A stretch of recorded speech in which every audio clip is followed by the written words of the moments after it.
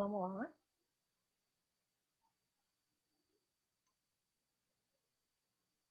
Vê. Eu tenho essa corrente, que é dada por essa fórmula. I igual a S sobre V. E eu tenho impedância que é dada dessa forma. Só que, como eu estou normalizando a tensão e a potência, eu não tenho essa corrente. No caso, se ele pedir a impedância, não pedir a corrente, eu já tenho uma forma de calcular a impedância, sem, no caso, precisar achar a corrente primeiro. No caso, escrever achando a corrente, né? Porque aqui, teoricamente, a gente está encontrando a corrente, só que implicitamente, não explicitamente. Aí, esse Z é da forma V sobre I. Só que isso aqui também é igual a V sobre 1, que é aqui na parte de cima, V sobre 1. E na parte de baixo eu tenho esse I. Só que quem é esse I? Esse I não é S sobre V? Eu posso colocar aqui S sobre V. Agora sim eu tenho as componentes, no caso as grandezas, que ele já me dá na questão. No caso que seria a tensão e a potência. Aí aqui eu faço a manipulação matemática, que seria, como é a divisão de duas frações, eu pego a fração de cima e multiplico pelo inverso da fração de baixo. Quem seria o inverso da fração de baixo? Não é V sobre S aqui? Não é isso? Então eu pego a fração de cima, que é V sobre 1, e multiplico pela fração de baixo, pelo inverso da fração de baixo, que é V sobre S. Só que V sobre V vezes V não dá V ao quadrado? Aqui não dá V ao quadrado. E 1 vezes S me dá S. Que é justamente essa fórmula aqui. Certo? Ô, Joyce, Oi. então quer dizer, se eu não precisar disso tudinho, se eu colocar a impedância igual a V ao quadrado sobre S, já tem a opção todinha já, sem precisar dessa fórmula todinha aí? Sim, porque aqui, no caso, eu já estou considerando a substituição do I. Essa aqui é a fórmula já simples, né? A fórmula já completa. Certo? Se você quiser utilizar Beleza. essa fórmula aqui, Ao invés disso tudinho, eu posso colocar Z igual a V ao quadrado sobre S, não é isso? sim, exatamente, pode fazer isso. Ok. Bom.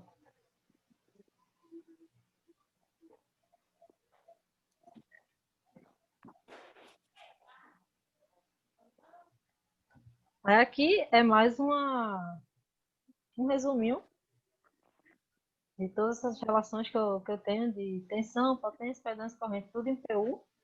No caso aqui é tensão, agora está em PU, antes era em volt.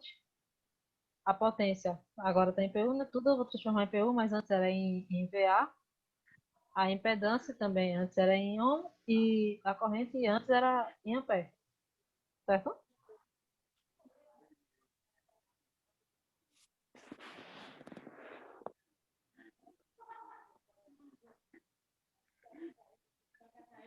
Aí aqui, a potência base adotada é sempre a potência aparente. Por quê? Quando a gente fala de potência Ô, aparente... Joyce, Oi, pode falar. você volta o slide lá, por gentileza, para tirar um print? Aí, sim, só um minuto. Certo. Obrigado. Aí aqui, quando a gente fala de potência aparente, a gente está falando daquele... Lembra daquele quadrado que eu mostrei? Quadrado não, do triângulo, né? Aqui, vocês sempre vão ver isso, esse triângulo, que no caso seria o triângulo de potências. A partir de agora sempre vai ter essa relaçãozinha. Que no caso aqui seria a potência ativa em P, aqui a potência reativa, e aqui no caso é a potência aparente, o S, que é a soma justamente dessa potência ativa aqui com essa potência reativa. Que é aquele caso que eu falei, se for indutivo é positivo, se for capacitivo é para baixo, negativo. Perfeito? A gente vai usar a potência aparente porque é justamente a soma dessas duas potências. Então, para poder a gente normalizar essas potências, no caso que a gente tem potência aparente, potência reativa e a potência ativa, a gente vai sempre adotar essa potência base como a potência aparente. Então, se a gente quer a potência ativa em PU, no caso a potência ativa, como vocês sabem, é dada em watts, a gente quer ela em PU, a gente vai dividir por essa potência base, que no caso é a potência aparente. A mesma coisa com a potência reativa, que é dada em VAR, volt ampere reativa. Quando a gente quer em PU também, transformar em PU, a gente divide pela potência base, que é a potência aparente, seria aquela potência nominal. Aí a gente encontra a potência ativa em PU e a potência reativa em PU também. Certo? Aqui, a potência aparente em PU seria a potência dada na questão, né? Uma potência qualquer lá de uma carga de alguma coisa, dividido pela potência nominal, que é a potência base. Aí, no caso aqui, vai dar VA, no caso vai dar em PU. Aqui, potência ativa pela potência aparente, também eu posso cortar isso aqui, vai dar em PU. E aqui a mesma coisa, vai dar em PU. Esse watts, esse VAR, VA, foi só uma formulação, foi algo criado, no caso, pelos engenheiros da época, para, no caso, diferenciar essa potência ativa da potência reativa e a potência aparente. Só a forma de diferenciar nos cálculos, assim, para representar. Só que a potência, como vocês sabem, a potência elétrica é uma só, né? Só tem que a diferença é que uma oscila, que seria essa potência reativa, e a potência ativa é aquela que é transformada em trabalho, transformada em calor, transformada em, enfim, depende do equipamento. Certo? E aqui a impedância é a mesma coisa. Tem a impedância que é dada na questão, alguma impedância lá qualquer, e eu divido pela impedância base, aí eu encontro a impedância aqui, em vez de ser impedância em ohm, no caso, naquele ohmzinho, seria impedância em PU. Aqui vocês estão percebendo que, no caso, a potência, as potências, né? Tanto reativa quanto ativa, ou aparente, e a impedância, a resistência também, a reatância, está tudo em PU. Então, eu posso simplesmente fazer, sei lá, Z, sei lá, C sobre I, alguma coisa assim. Z sobre I vai me dar alguma coisa em PU. Porque eu tenho aqui PU, PU. Vai me dar aqui, sei lá, um volt em PU. Uma tensão em PU. Certo?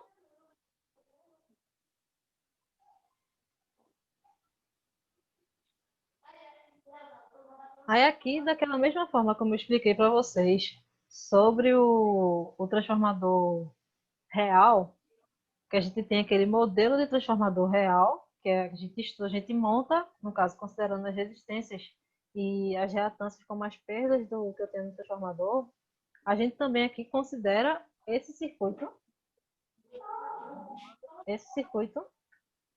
como um circuito simplificado de um circuito, no caso, em PU, quando eu tenho todas as componentes em PU, no caso, a impedância, a potência, a corrente.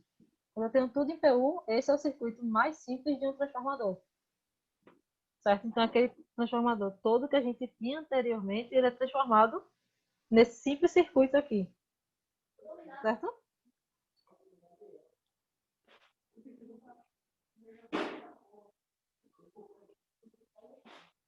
Onde aqui, no caso, é a impedância de PU, a potência nominal, seria a potência não, a tensão nominal em PU, né? A potência de entrada em PU, a potência de saída em PU também, e a corrente de carga em PU. Tá tudo aqui. Aqui um exemplo, né? Colocando, no caso, relacionando com essas condições em PU. Aí, qual a tensão da rede em volts? Aí aqui, um detalhe aqui, ele pede a tensão na rede em volts e não em PU. Então, a gente vai encontrar tudo em PU, no caso, vai transformar tudo em PU, para poder encontrar, para depois, no caso, voltar para deixar a tensão da rede em volts. No caso, aquele V1, que é o que ele pede, a gente vai encontrar em PU, mas a gente vai fazer uma manipulação matemática lá também, para encontrar essa tensão em volts. no caso, vai voltar esse passo. Quando a gente tinha tensão em volts, a gente transformava em PU, só que agora, como ele quer em volts, a gente transforma, no caso, a gente vai ter em PU e vai transformar em volts, vai voltar. Aí aqui, na rede, né, no caso de um transformador abaixador. Quando ele fala aqui, nessas especificações aqui, ele está dizendo, vamos lá, esse 380, 220 é aquela a tensão primário e secundário. No caso, 380 seria a tensão nominal do transformador do primário, 220 a tensão nominal do transformador no secundário. Aí aqui a potência, espera aí um minuto. A potência, essa potência de 15 volts, de 15 kVA seria, no caso, a potência nominal que eu tenho, que seria a nossa potência base, e 60 Hz, né, que é a frequência, e esse ZEC equivalente aqui, no caso, essa impedância equivalente, ele dá de 0.02 mais J 0.03 em PU. Ele já dá em PU. E no caso, deixa eu passar o slide. No caso, seria aquele ZEC equivalente que eu tinha mostrado no slide anterior, no outro anterior. Esse aqui. Opa, esse ZEC equivalente aqui. Ele já deu na questão esse ZEC equivalente ainda mais em PU. Então, a gente só precisa aplicar na forma que a gente vai utilizar, no caso, lá na frente. Aí, certo. Aqui, ele fala também que esse transformador, né? Qual a tensão na rede desse transformador para que alimente uma carga de 10 kW, que no caso seria uma potência na carga, essa potência aqui na carga, uma potência aqui na carga, e com esse fator de potência de 0,8 indutivo, ou seja, ele tem esse coeficiente de rendimento que seria de 0,8 indutivo, fator de potência 0,8 indutivo. E eu mostrei no primeiro vídeo que eu mandei para vocês sobre esse triângulo de potência, essas coisas, ele fala sobre esse fator de potência, correção do fator de potência. Pronto. Aí, quando os terminais da carga é medido numa tensão de 215 volts. O que seria esse 215 volts? É justamente essa segunda tensão aqui, ó. Essa tensão aqui. É o que ele está dizendo. Esse 215 é essa segunda tensão. Se vê 2 de PU. No caso, não está em PU, está em volts. Vai ter que transformar em PU, primeiramente, para poder fazer o circuito. E esse V1 de PU é que a gente vai encontrar e vai ter que transformar em volts. Certo? Tá claro? Aí aqui, no caso, ele deu a tensão nominal do primário, que seria esse 380. Tensão nominal do secundário, que é esse 220. E essa potência aparente nominal, que é esse 15 kVA aqui. Ele deu na questão. Aí aqui, esse é um circuito básico, né, de um transformador. Isso aqui é o circuito básico do transformador. E para simplificar ele mais ainda, eu coloco aqui nessa modelagem PU, que seria a simplificação desse transformador nas condições em por unidade, que é PU. Aí, certo, vamos lá. Aqui eu tenho essa tensão, eu quero transformar essa tensão que ele deu, no caso ele deu essa tensão, cadê? Essa tensão de 220 no secundário, e ele diz que essa carga está nas condições de uma tensão de 215 volts. Então, ele me dá essa relação da corrente que eu tenho na carga com a corrente nominal do transformador, que seria 220. A corrente de funcionamento é 215 e a corrente nominal é 220. Aí, para eu transformar em PU, eu pego essa tensão, desculpa. Essa tensão que está em funcionamento, que seria esse 215, e divido pela minha tensão base. E no caso que ele deu na questão, que é a tensão nominal, que é 220. Aí eu fazendo essa divisão da tensão de funcionamento com a tensão base, eu encontro essa tensão no secundário em PU. Certo? Aqui eu coloquei certificados decimais para ficar o mais exato possível. Certo? E aqui a gente também tem a potência em PU. A potência, vou voltar. A potência que ele deu, cadê? A potência de funcionamento da carga é esse 10 kW aqui. Que alimenta uma carga de 10 kW. Potência de funcionamento é esse. E a potência básica, que é a potência nominal do transformador, ele também deu na questão que seria esse 15 kVA. Aí, como eu falei para vocês, a potência que a gente vai utilizar como potência base é a potência aparente, que é esse kVA aí.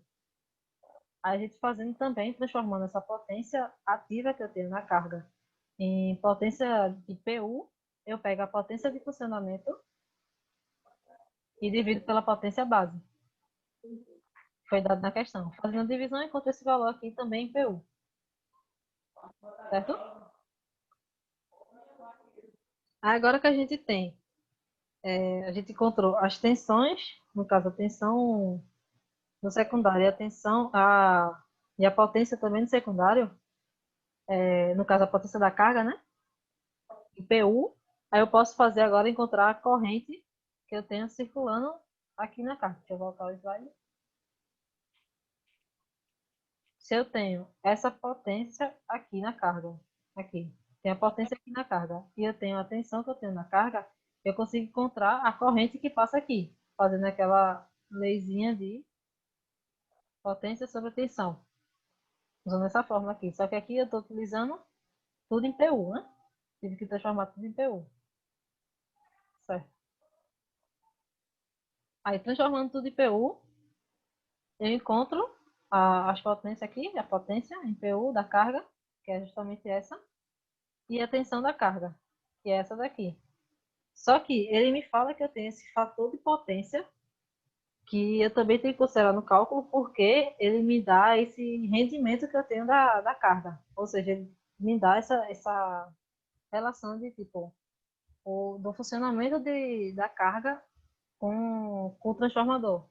No caso, a relação do funcionamento com o transformador, já que eu tenho esse fator de potência. Por isso que, tipo, quando a gente pede para fazer a correção do fator de potência, é para a gente transformar, no caso, esse 0,8, que a gente colocou aqui, 0,8, que foi dado na questão, fator de potência 0,8. Quando a gente quer corrigir ele, a gente quer que ele fique o mais próximo de 1 possível. Para poder a gente fazer, no caso, se aqui fosse o mais próximo de 1, fosse 1. Então, se fosse 1, seria a potência que eu tenho na carga dividida pela tensão da carga.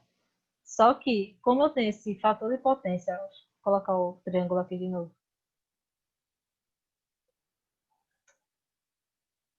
Aqui.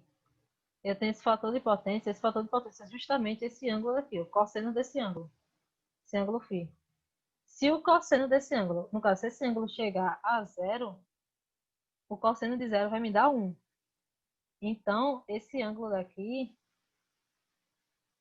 supondo que aqui está horizontal, ele vai estar aqui em cima, porque o ângulo vai ser 0. Então, toda a potência aparente que eu tenho vai ser a potência que vai ser consumida, que seria essa potência ativa aqui embaixo, que é esse P. Mas como ele fala que ele tem esse fator de potência de 0,8, é porque ele tem esse ângulozinho daqui. Esse ângulozinho existe, então quer dizer que ele tem essa parte indutiva aqui, ó. Tá vendo?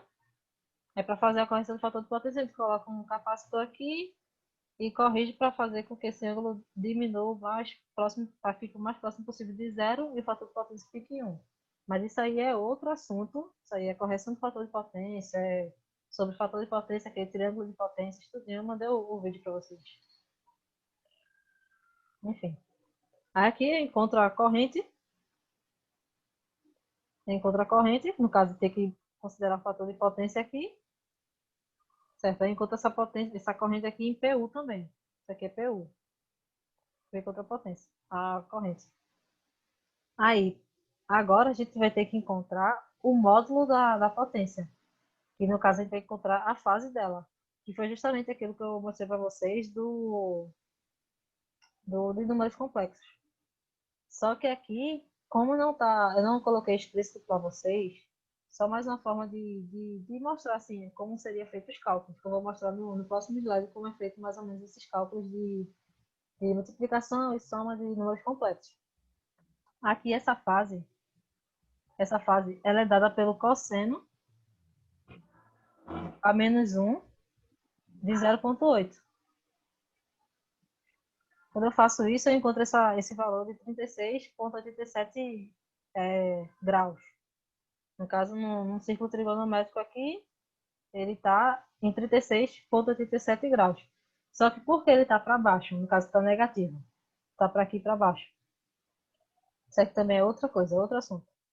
Está aqui para baixo. Está nesse ângulo aqui, ó. Ele está aqui para baixo porque o transformador é uma máquina do tipo indutivo, né? Ele tem aquele XL que é indutivo. E nesse tipo de máquina, a corrente em relação à tensão, ela está atrasada. Então, vamos supor que aqui esteja a tensão da carga, né? A tensão dessa carga aqui. Estaria em 0 graus.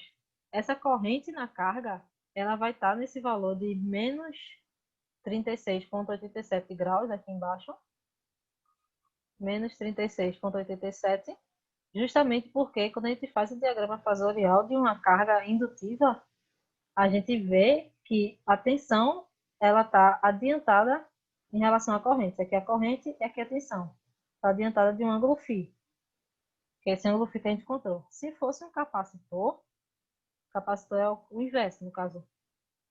Opa. Aqui, cadê? Se fosse um capacitor, teria a tensão aqui, e a corrente estaria adiantada em relação à tensão desse ângulo φ. Certo?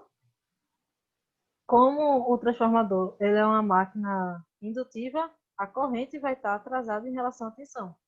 Eu tenho a tensão aqui, que ela tem um ângulo tal, um ângulo, vamos supor aqui, 0. E a corrente que eu estou encontrando, ela tem esse menos 36,87. Outra forma de analisar isso, deixa eu apagar tudo. Quando a gente faz aquela operação de números complexos, a gente tem aqui a potência e tem a tensão aqui embaixo. Essa tensão tem um módulo e tem uma fase. Fase aqui, certo? Aqui vamos supor que é 0. Essa fase aqui seria também aquele cosseno de 0,8 aqui. Quando eu faço essa divisão, eu não faço a subtração da fase de cima com a fase de baixo, na subtração da divisão de números complexos. Então, eu vou pegar esse P, dividir por esse V, esse módulo de V, e a fase eu vou pegar o 0, que é a fase da potência, menos a fase da tensão. Aí, essa fase, no caso, como eu falei para vocês, é o cosseno menos 1 de 0,8, que me dá esse 36,87.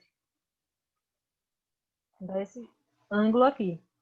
Como a tensão está na parte do denominador da expressão, quando eu faço a divisão aqui do módulo, vai me dar esse valor aqui. Fiz a divisão do módulo, me dá esse valor. Essa divisão me dá esse valor. E quando eu faço a divisão das fases, no caso seria a subtração das fases, seria esse 0 menos essa fase daqui. Que essa fase é o 36,87. Então, ficaria 0 menos 36,87 graus. Que é justamente o que eu encontro aqui. Entenderam como chegou nesse 36,87? E por que negativo?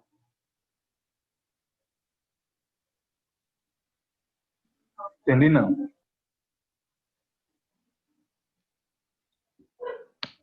É porque justamente esse assunto é aquela parte que ficou faltando, né? Mas estou tentando aqui explicar para vocês de uma forma que, assim, não está ficando claro justamente porque vocês não têm esse conhecimento. Mas estou tentando falar de uma forma que dê para, pelo menos, compreender essa parte para tentar avançar um pouco no assunto. Porque se vocês ficarem sem realmente entender esse assunto... A tua atitude, Joyce, é bem louvável, mas a gente vai se juntar aí. A galera aí tem que ver com a escola, para a escola suprir essa necessidade da gente. Aí fala o seguinte, tu adianta teu assunto aí, porque vai ser difícil para tu passar para a gente, porque tá em andamento, entendeu? Esse é o meu ponto de vista. Uhum. Para a gente pegar assim muito rápido esse aí, É melhor a gente ver uma possibilidade da escola passar esse assunto pra gente aí. Tá bom, então. Pra também não te atrapalhar, entendeu? Uhum. Porque justamente esse assunto seria a base para o entendimento da cadeira de máquinas, né? Aí, se eu ficar voltando muito, teria que mostrar todos os conceitos que vocês deveriam ter visto, no caso, em circuitos elétricos, ou análise de circuitos, essas coisas.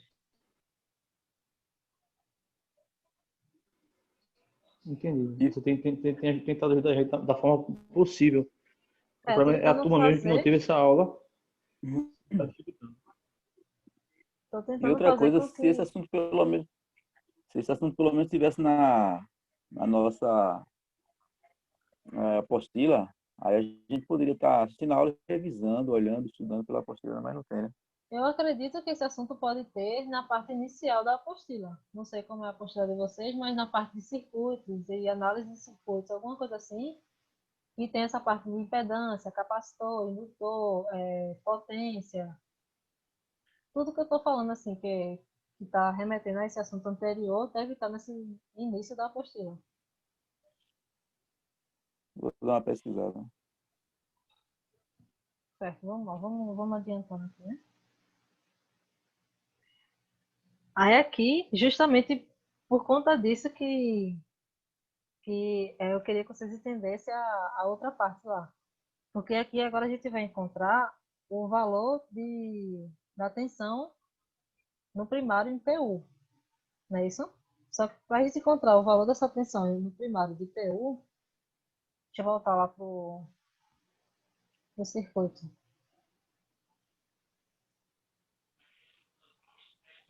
Aqui.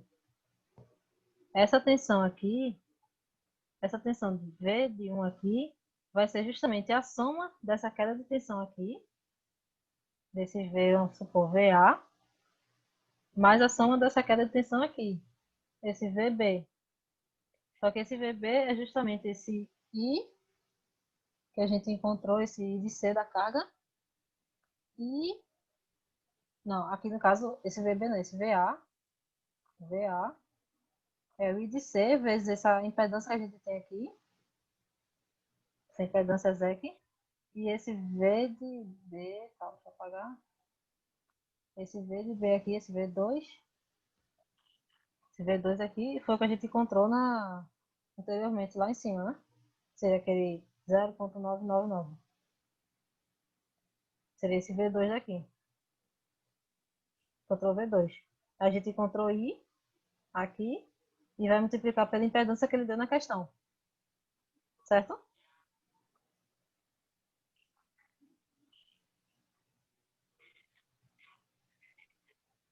Tá aqui, ó. Aqui a impedância que ele deu na questão multiplicado pela corrente, no caso resistência vezes corrente, vai me dar uma tensão, que seria essa tensão naquela partezinha de cima que eu mostrei. Mais essa outra queda de tensão que eu tenho na carga de um transformador.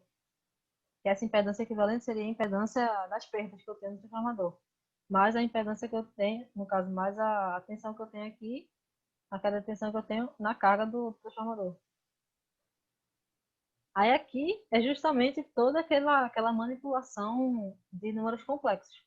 Porque, primeiramente, eu tenho um número complexo, no caso, esse ZEC aqui, que ele está em forma retangular. Só que ele está multiplicando por uma grandeza que está em forma polar. Então, como eu falei para vocês, quando a gente quer multiplicar números complexos, a gente transforma tudo em forma polar, porque é mais fácil de fazer. Então, eu transformei essa forma retangular na forma polar. Então, esse ZEC que eu coloquei, cadê? Aqui. Esse ZEC aqui, que está em forma retangular, se transformou nisso aqui, ó, fazendo aquela manipulação. E agora sim eu posso fazer a multiplicação com essa parte daqui. Que no caso seria a multiplicação desses módulos aqui, que me daria esse valor, e a soma das fases, que seria 56 aqui, menos 36. É a soma, só que como ele está negativo, ficaria no caso a subtração. Mas é a soma em módulo deles, mas como for negativo, fica a subtração me dá 19, certo? Aí eu encontrei esse valor em forma polar.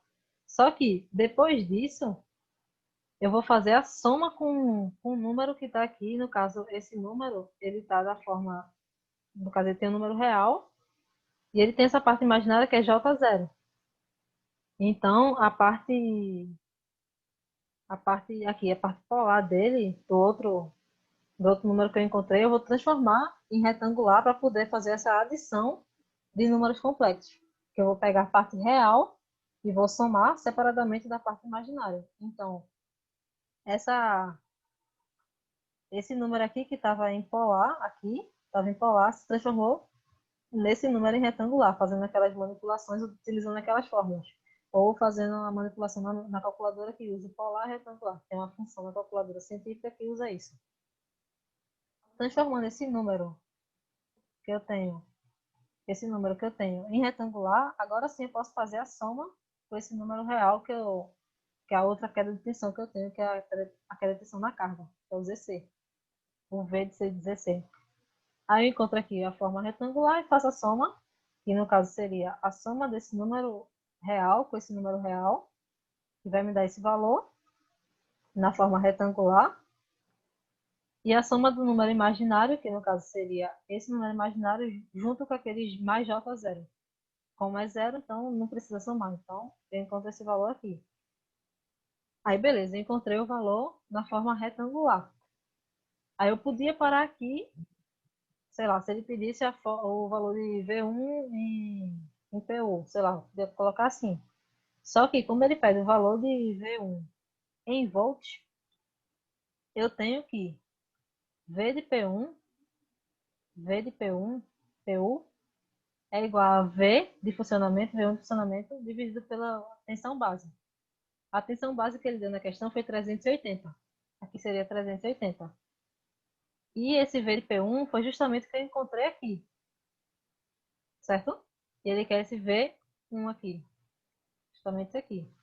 Só que, como agora eu vou ter que fazer a manipulação aqui, vai ser V1, vai ser esse aqui, no caso, V1 vezes V de PU, vezes a V da base, como é a multiplicação, eu vou ter que transformar esse valor que está em retangular em polar, para poder fazer a multiplicação de números complexos, no caso, que é melhor para a gente fazer em forma polar. Então, eu transformo isso aqui, utilizando aquela equação, utilizando a calculadora, em forma polar, para eu poder conseguir fazer de forma mais simples essa multiplicação de um número com, no caso, a multiplicação de PU com o da base. Só que, como ele só quer o módulo, ele não pede a fase desse volt, no caso dessa tensão em V1, então só vou considerar o módulo que eu vou encontrar quando eu faço a alteração de forma retangular para forma polar. Só considero o módulo. Aí eu vou pegar o módulo que eu encontrei, multiplico pelo 380, que é o V da base, que ele deu na questão, e encontro esse valor em volts.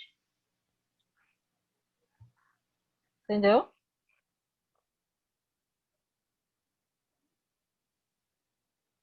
Isso aqui é mais a familiaridade mesmo com os cálculos. Porque como vocês estão com dificuldade nessa parte de números complexos, transformar de retangular, polar, indutor, capacitor, essas coisas, vai ficar um pouco complexo para vocês, no caso, difícil de compreender 100% o assunto, justamente por conta dessa defasagem que vocês têm no assunto, né?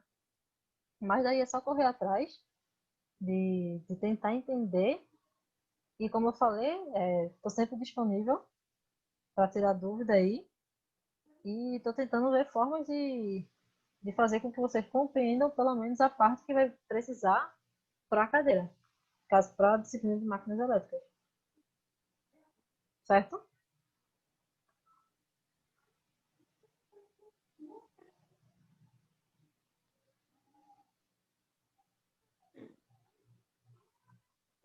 Aí aqui, no caso agora, a minha ideia era começar transformador trifásico com vocês. Que seria, no caso, a gente estava trabalhando transformador monofásico e agora a gente ia trabalhar com transformador trifásico, ou seja, já adiantando no transformador trifásico seria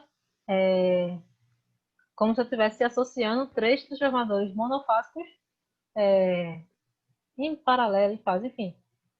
Associando eles de uma forma que eu consiga ter três fases e essa associação de três, dessa unidade monofásica me dá essa unidade trifásica. Entenderam? Porque o monofásico só tem uma fase, trifásico tem três fases. Então, se eu associar três monofásicos, eu tenho esse transformador trifásico. É uma forma simples de analisar assim, o transformador trifásico.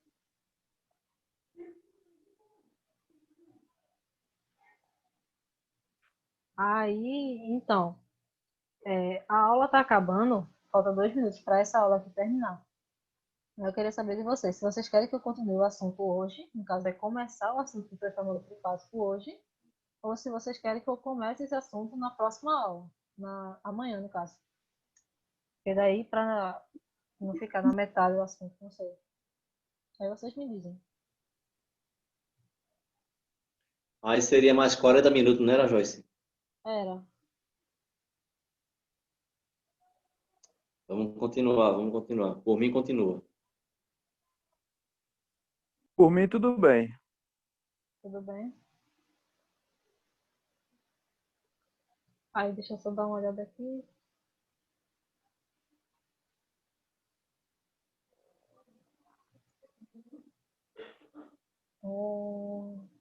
É muito provável que vai ficar no meio do assunto. Então, essa aula vai terminar, vou abrir de novo e vocês entram e a gente continua da onde parou até os 40 minutos. Vamos lá. Ok. O transformador trifásico, né, como eu falei. Aí, transformadores trifásicos possuem, em geral, pequena capacidade de potência aparente, ou seja, aquele S, que é a capacidade de transformação. Aí, quando se necessita o monofásico, quando se necessita maiores potências, utiliza transformadores trifásicos. No caso, como o transformador trifásico é um tipo de associação de transformador monofásico. Então, quando a gente tem essa pequena capacidade de potência aparente no monofásico, se a gente coloca, no caso, três dele, a gente faz com que essa potência, essa capacidade de transformação, ela aumente. É meio lógico de pensar isso, né? Aí esse sistema trifásico, ele é utilizado na realidade na geração, transmissão e distribuição de energia elétrica. Certo? Que é aqueles transformadores que a gente vê no poste, enfim, na subestação. Aí aqui, como eu estou falando já, os transformadores trifásicos podem ser construídos de duas maneiras. Um seria o banco trifásico, que é composto por três transformadores monofásicos, que é a conexão do banco trifásico facilita a manutenção e substituição dos transformadores, porém maior custo de investimento. Ou seja, quando a gente tem esse banco de transformador trifásico, que seria esses três transformadores monofásicos, deixa eu passar aqui